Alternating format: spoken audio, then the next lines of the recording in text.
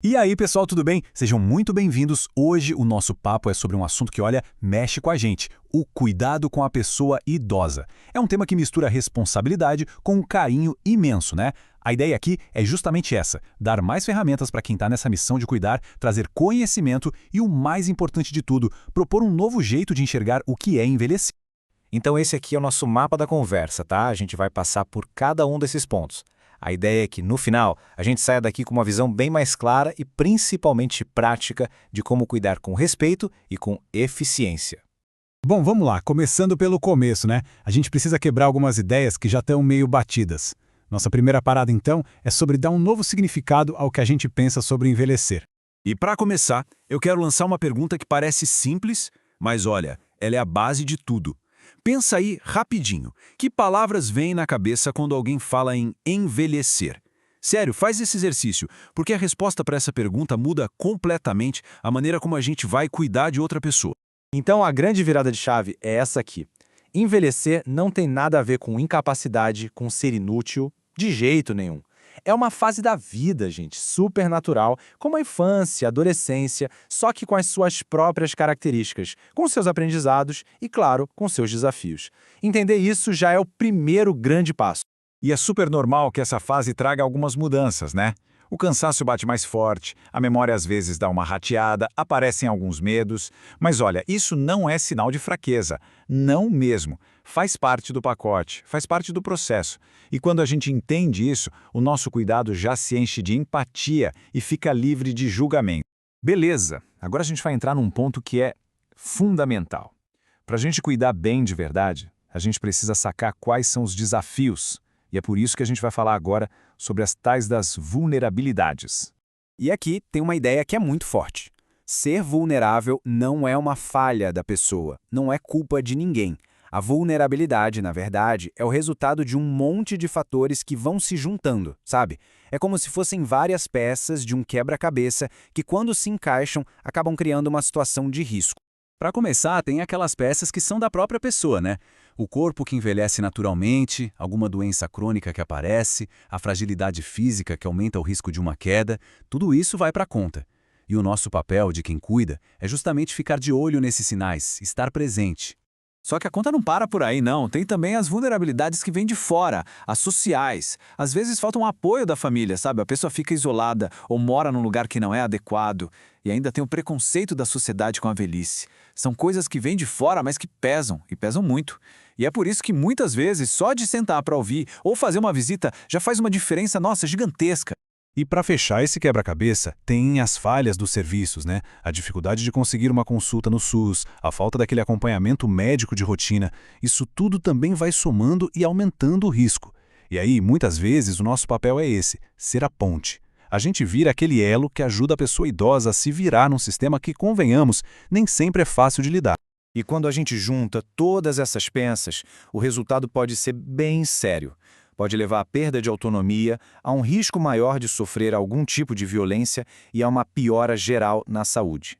É por isso, gente, que cuidar com atenção é, antes de mais nada, um ato de proteção. Mas agora vamos virar essa chave. Chega de falar só de desafio. Vamos falar de uma coisa super importante. O valor gigantesco que a pessoa idosa tem. E vamos falar também das ferramentas que a gente tem para proteger esse valor, que são os direitos. Fala sério, quem nunca ouviu uma frase tipo fulano já tá velho, não produz mais nada? Essa é uma daquelas ideias erradas que causam um estrago danado. E eu vou provar que isso é uma baita mentira com um único número. Se liga só. Olha bem para esse número. Guarda ele aí na cabeça por um segundinho. 24,9%. Agora saca só o que esse número significa na vida real. Em quase 25%, ou seja, 1 em cada 4 lares no Brasil, é a renda da pessoa idosa que segura as pontas de mais da metade da família. É a aposentadoria, é o benefício daquela pessoa que põe comida na mesa de filhos, de netos. Então aquele papo de que não produz mais nada, tá aí a prova.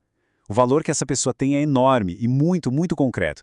E para proteger todo esse valor, a gente tem a lei do nosso lado. E conhecer esses direitos, gente, é essencial. Pensa nisso como uma caixa de ferramentas, sabe? A gente precisa saber o que tem ali dentro para poder usar. Conseguir prioridade na fila do banco ou do mercado não é um favorzinho, é direito. Ter acesso aos remédios também. Cuidar, muitas vezes, é brigar para que cada um desses direitos saiam do papel e aconteça de verdade. E ó, isso aqui precisa ficar muito, mas muito claro. Negligenciar, humilhar, abandonar ou agredir uma pessoa idosa, isso não é só uma coisa feia, uma coisa errada. É crime. Está na lei. O nosso papel é ser um escudo mesmo, uma barreira para proteger contra qualquer tipo de abuso. Beleza, então vamos para a parte prática. A gente já entendeu o contexto, as vulnerabilidades, os direitos, mas e aí, como é que a gente aplica tudo isso no dia a dia, na hora do vamos ver? A primeira coisa é a mentalidade. Isso muda o jogo completamente. Quem cuida não é dono da pessoa idosa. A gente não é dono de ninguém. A gente é apoio, é presença que conforta, é a mão que ajuda, é o olhar que protege. A palavra mágica aqui é parceria. Nunca, jamais, posse. Isso aqui é quase um manual de bolso, sabe? Um guia rápido para o dia a dia. O que a gente deve fazer? Tratar com respeito, ouvir com paciência, incentivar a pessoa a ser o mais independente possível. Agora, o que a gente não deve fazer de jeito nenhum, gritar, tratar como criança, ignorar uma dor ou uma queixa. E a essência de tudo está aqui, ó. Um bom cuidado é fazer com a pessoa e não fazer tudo pela pessoa. Tem uma diferença gigante aí.